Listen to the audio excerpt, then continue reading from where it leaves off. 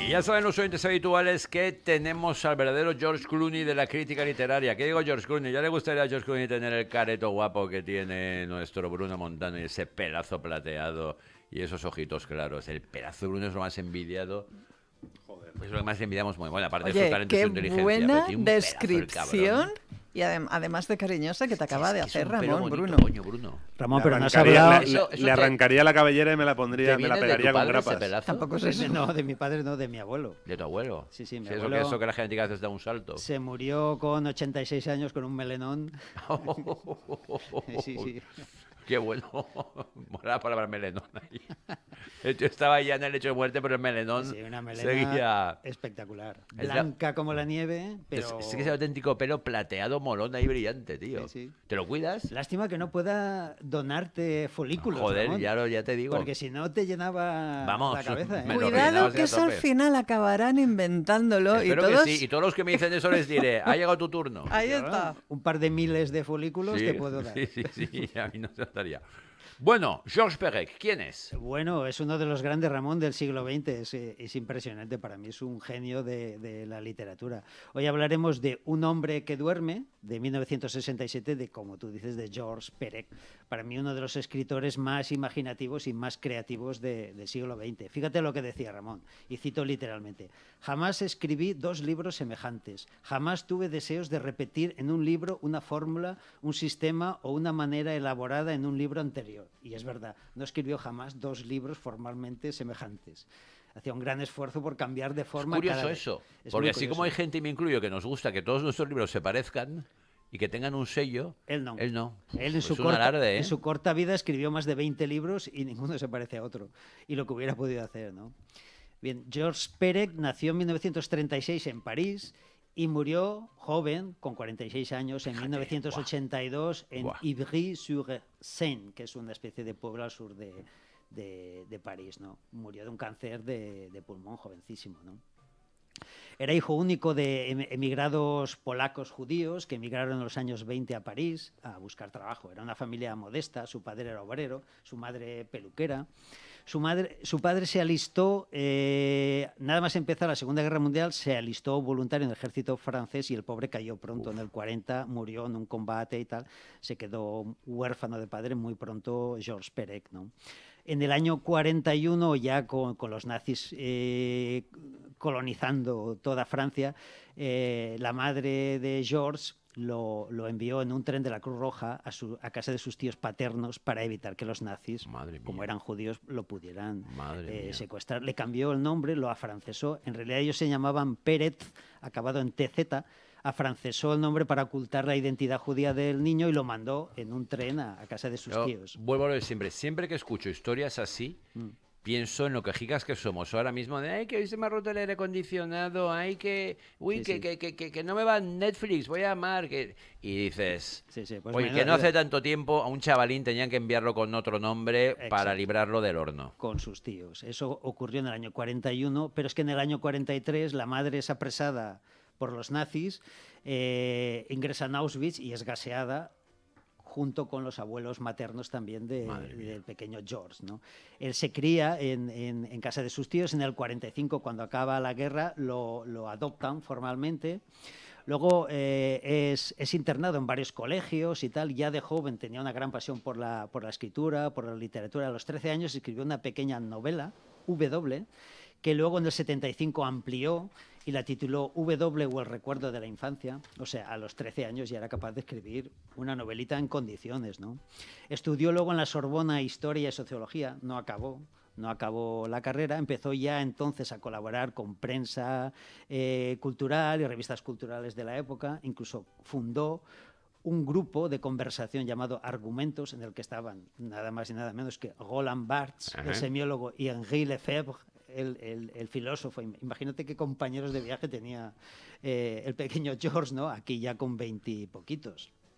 Se casó en 1960 con Paulette Petra y se fueron a Túnez, porque le salió un trabajo a ella de profesora en Túnez y se fueron un año a Túnez, y la experiencia de vivir ese año en Túnez le sirvió para escribir, digamos, su primera gran novela, Las cosas, en 1965, que ganó el premio Renaudot.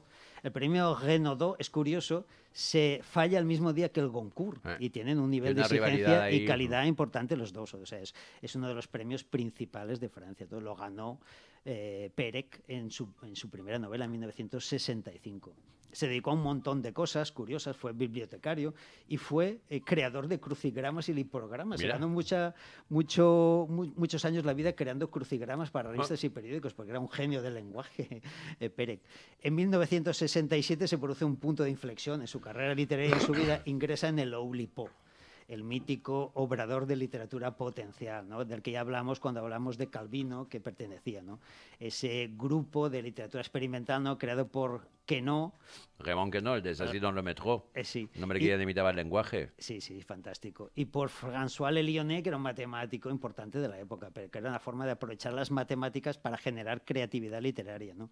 Ellos querían potenciar la creatividad a partir de limitaciones y trabas, ¿no? Ellos creaban nuevas estructuras formales poniendo limitaciones a la creación. Por ejemplo, hay una novela fantástica de Perec que se llama La disparición, el secuestro, traducido en España por el secuestro, que es una novela de 300 páginas en el que no aparece la letra E, que es tú que hablas francés, es fundamental en el idioma francés. Pues escribió una novela de 300 páginas en la que no aparecía ni una sola letra E, y tenía sentido y se podía leer. O sea, ponían una limitación para generar creatividad en nuevas estructuras lingüísticas. ¿Cómo fue la traducción de esa novela? Imagino dificilísima.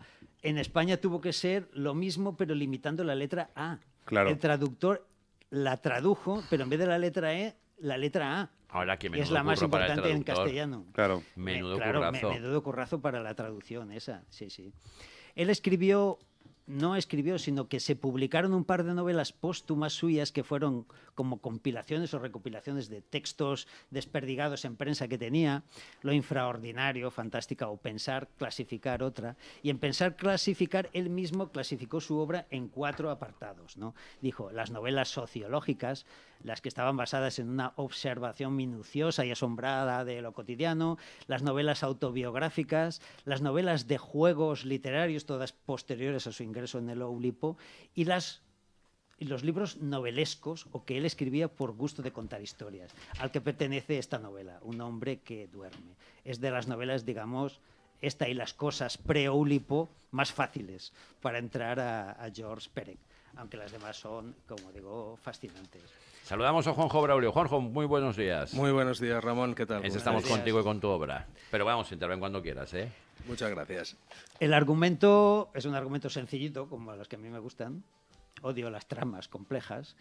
Y el libro cuenta la peripecia de un joven parisino de 25 años, estudiante de sociología, que justo el día de sus exámenes decide no levantarse de la cama. Decide no salir de su pequeña buhardilla y decide... Esas siempre te gustan, Bruno. Los tumbados. Bueno, eso es clinofilia. ¿Sabes que hay una patología que es la clinofilia? Que es cuando no sales de la cama sin tener ninguna patología, sin tener ninguna enfermedad, pero no quieres salir de la cama. Y de hecho hay gente que la usa para pedir paguita. No le suelen dar la paguita. No, es que tengo clinofilia. Y bueno, y yo, no te fastidia. El fin de semana yo también. Sí. Pues este estudiante de sociología sufría de clinofilia, ¿no? Decide aparcar todas sus relaciones sociales, sus costumbres, sus ambiciones, sus obligaciones, y se dedica por las noches a deambular como un flaneur por las calles parisinas como si fuera un sonámbulo, ¿no? Su objetivo, digamos, era suprimir todos los puentes con el mundo, ¿no? Alejarse de sus deseos materiales, alejarse de todas sus dependencias respecto a objetos o personas, ¿no? La novela es cortita, tiene 130 páginas, 16 capítulos cortos también, sin título.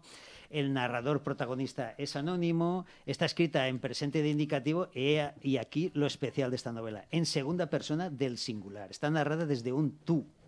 Yo prácticamente no he leído casi nunca novelas narradas en segunda persona del singular. ¿Por qué utiliza esto? Porque busca una mayor complicidad del lector. Con esta forma de narrar conviertes al lector casi en un personaje, ¿no? Lo metes dentro de la novela.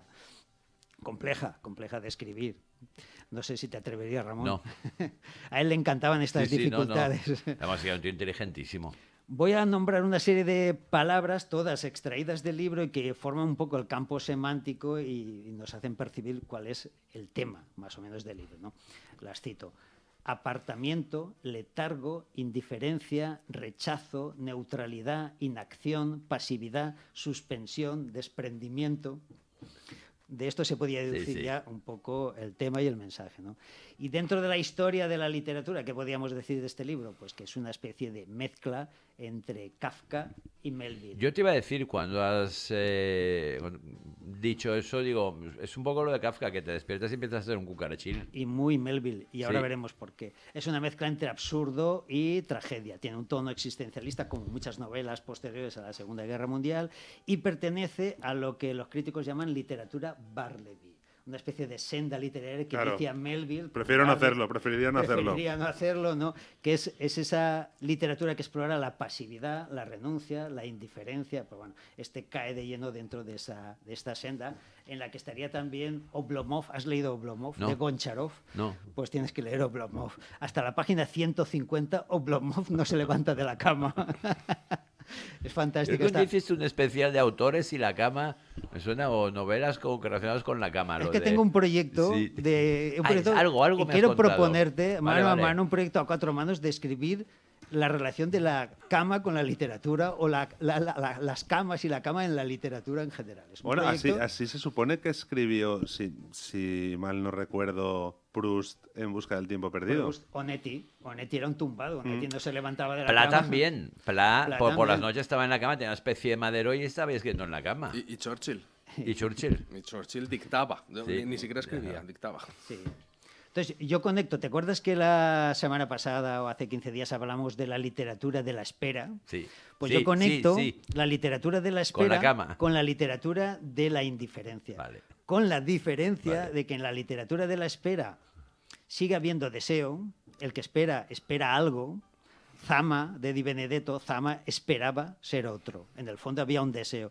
Pero en la literatura de la indiferencia no hay deseo. El indiferente no espera nada. Precisamente la clave está en no esperar nada, ¿no? Yo estoy más con la gente de la indiferencia, ¿eh? ¿Sí? Sí. Pero ese proyecto que te he dicho de escribir un libro sobre la cama en la literatura, tenemos que hablarlo, Ramón. Sí. Y por último, ¿qué tipo de reflexiones me suscita a mí este libro que siempre me ha gustado, ¿no? Yo siempre me he planteado que la idea de que quién no ha jugado con la idea de abandonar la corriente principal de la vida y orillarse en una esquinita y ver la vida pasar y gozar de la indiferencia, ¿no? O apartarse de lo que Fray Luis León decía, el mundanal ruido, en esa famosa oda, ¿no? Quitarse el peso del mundo de encima. ¿Quién no ha fantaseado alguna vez con eso? Pero claro, eso tiene una parte positiva y una negativa. La parte positiva es la que le encuentran los místicos, los ascetas, los contemplativos, ¿no?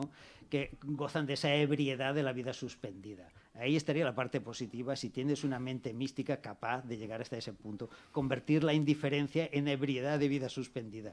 Pero también tiene sus peligros la indiferencia, y en este libro lo vemos. No voy a contar cómo acaba, no voy a contar cuáles son esos peligros. El que quiera saberlo, pues que lea Un hombre que duerme.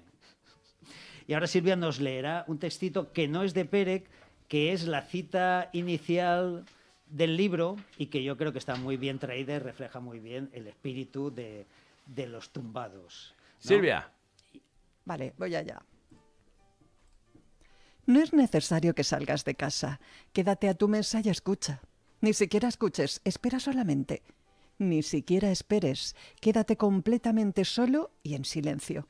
El mundo llegará a ti para hacerse desenmascarar. No puede dejar de hacerlo. Se prosternará extático a tus pies. Es una fantástica frase de Kafka que va mucho contigo, Ramón. Totalmente. ¿A ti que no te gusta salir de yo casa? no me gusta nada Yo he salir. pensado en ti cuando lo he leído. ¿Sabes que tú eres bambador, Juanjo? ¿Tú siempre estás bambando por ahí o eres casero? Más bien bambador. Sí, fíjate, Sí. montan bien. Que mis cosas son que siempre están bambando. Mac, digo, siempre está bambando. O sea, yo hay gente que amo y siempre están por ahí. Hoy Y tengo porque la tarde libre, tú eres Ramón. como yo, ¿no? Yo Vete Tú a eres su muy casa. casero. Casolá. Claro, y yo. Hoy Menos tengo la mal. tarde libre. No vas a parar de bambar. Que la tengo completa, estoy bambando hasta Pero las luego 12 de la noche voy a estar bambando. luego se Pero- pasa Pero por que tu luego casa. también. Sí, pero lo que pasa es que muchas veces es involuntario. O sea, es un bambamiento Eso que no dices, cuenta. ¿cómo me he metido? O sea, si Sí. total, había bajado por el pan a por tabaco ya está, sí. y son las 11 de la noche y aún no he vuelto a mi casa, ¿no? Además que yo creo que la palabra bambar es muy de Valencia, ¿no? O se emplea en Sí. otras Sí, zonas. no, yo no, creo yo que es creo de que aquí. no. Yo la conozco de toda la vida. Mi madre ya está per ahí bambanta, otra Sí, vuelta. pero yo creo que es valenciana. No, Yo creo que Pero sí. no sé cuál será el origen etimológico. No, No lo se sé. bambolear. ¿Algo más, Bruno? Nada más, nada más. Despedir este libro con esta fantástica frase de Maravilloso. Kafka, muy apta para los casolans. Sí, señor. Sí, señor. Yo lo digo siempre, si como ya en casa y me quedo en casa y no tengo que salir, para mí eso es un éxito. Ese día he triunfado en la vida. Tú quédate en casa, Sí, tranquilo, yo y en en silencio, casa. que el mundo acudirá a tu casa. Sí, sí, además yo quedo con todos en casa siempre. Ah, pues ven a casa. Y la gente se queda muy sorprendida. Aunque sea gente que no conozco, pues venid a casa. Ten en cuenta también que la mayoría de accidentes suceden en la casa de uno. Pues ya te digo yo que en mi casa con lo que yo cocino, pinto, clavos, no, eso no va a Pero también suceder. hubo otro literato que dijo que la mayor parte de los problemas de la humanidad vienen de que el hombre no sabe quedarse en casa, También. solo. Y luego el famoso fenómeno de se me cae la casa encima, que no aguanta en casa. Quédate para que no se Quédate y caiga, aguanta. hombre. Bruno, un abrazo muy fuerte.